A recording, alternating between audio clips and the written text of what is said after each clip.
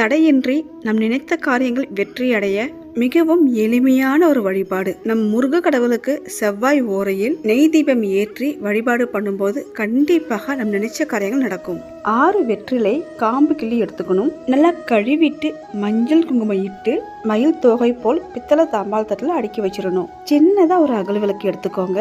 சந்தனம் ஃபுல்லா தடவிட்டு மஞ்சள் குங்குமம் வச்சு வெற்றிலைக்கு நடுமத்தியில அகல் விளக்கு வைத்து நெய் ஊற்றி பஞ்சுத்திரி போட்டு 6 வெற்றிலைக்கான காம்பு கிள்ளணும் இல்லையா, அந்த காம்பையும் அதிலேயே போட்டு நெய் தீபம் ஏற்றி மனமுருகி வேண்டும் போது நினைத்தது நிறைவேறும். இந்த தீபம் ஏற்றுவதற்கு சிறப்பான கிழமை நேரம் பார்த்தீங்கன்னா செவ்வாய் கிழமையில் வருகின்ற செவ்வாய் ஓரையில் ஏற்றுவது மிகவும் சிறப்பானது.